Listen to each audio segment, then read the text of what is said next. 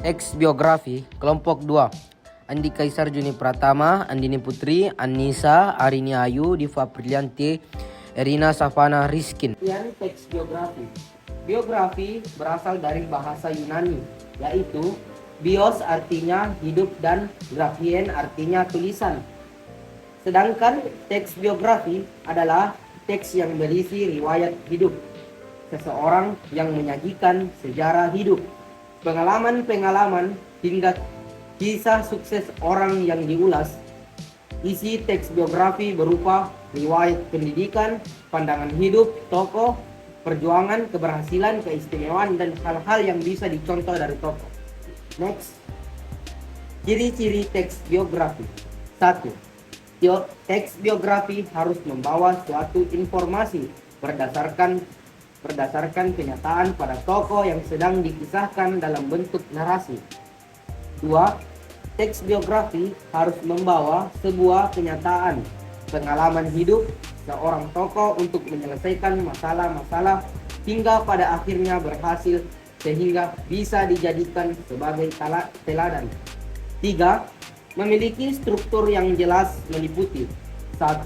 Orientasi, 2. Masalah atau peristiwa, 3. Reorientasi. Next, fungsi teks biografi. 1. Menceritakan pengalaman hidup tokoh. 2. Memetik hikmah, keteladanan, dan kearifan tokoh yang dikisahkan. 3. Sarana refleksi pengalaman hidup tokoh. 4. Mendokumentasikan sejarah. 5. Menciptakan citra positif bagi tokoh yang diulas. 6. Melegitimasikan kekuasaan dan pemikiran tokoh. Teks biografi. 1. Orientasi berupa pengenalan, pembukaan, ruang berisi informasi dasar tentang tokoh, misalnya menginformasikan tentang nama, keluarga, tanggal lahir, dan informasi dasar lainnya yang diperlukan. 2. Peristiwa berisi peristiwa kejadian yang berisi sebuah peristiwa kejadian pernah dialami termasuk di dalamnya, berisi tentang masalah yang pernah dihadapinya dalam tujuan serta cita-citanya. Hal-hal yang menarik, menggunakan, mengesankan, dan mengharukan pernah dialami tokoh diuraikan dalam bagian ini. 3. Reorientasi berupa simpulan serta komentar dari penulis di bagian ini. Biasa ditunjukkan hal-hal yang patut dicontoh dari seorang tokoh, namun bagian ini bersifat opsional, artinya boleh ada, boleh juga tidak ada. Salah satu contoh teks biografi yaitu perjalanan hidup Soekarno. Soekarno adalah Presiden Republik Indonesia yang pertama sekaligus proklamator kemerdekaan Indonesia bersama Bung Hatta yang bernama lengkap Susno Sosrodihardjo.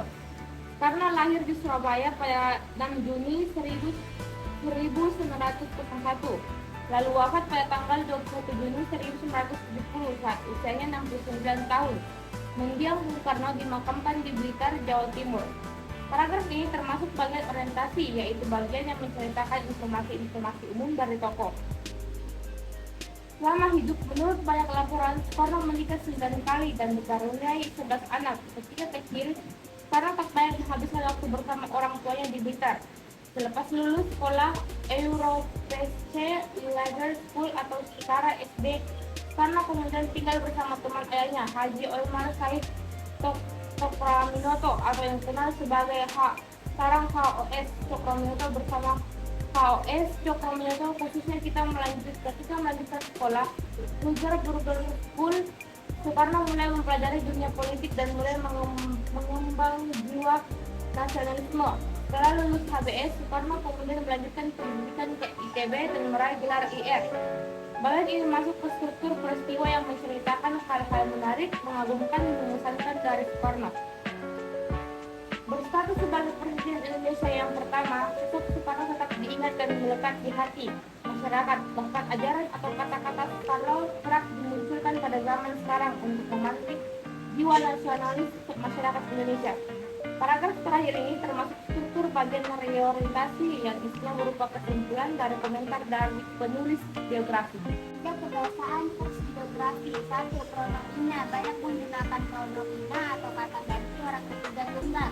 Kata ganti ini digunakan secara bervariasi dengan menyebutkan nama tokoh atau panggilan tokoh. 2. Kata kerja tindakan. Menggunakan kata kerja tindakan untuk menjelaskan berbagai peristiwa atau perbuatan yang telah dilakukan oleh tokoh yang diulas. 3. Adjektiva. Sering menggunakan kata adjektiva atau kata sifat untuk memberikan informasi secara rinci mengenai sifat tokoh. 4. Kata kerja pasif. Banyak menggunakan kata kerja pasif untuk menjelaskan peristiwa yang dialami tokoh sebagai subjek yang diceritakan. 5. Kata kerja mental. Menggunakan kata kerja yang berhubungan dengan aktivitas mental dalam rangka penggambaran peran tokoh. 6. Konjuktif. Berposisi dan memina. Sering menggunakan kata sambung, kata depan, atau memina yang berkenan dengan urutan waktu.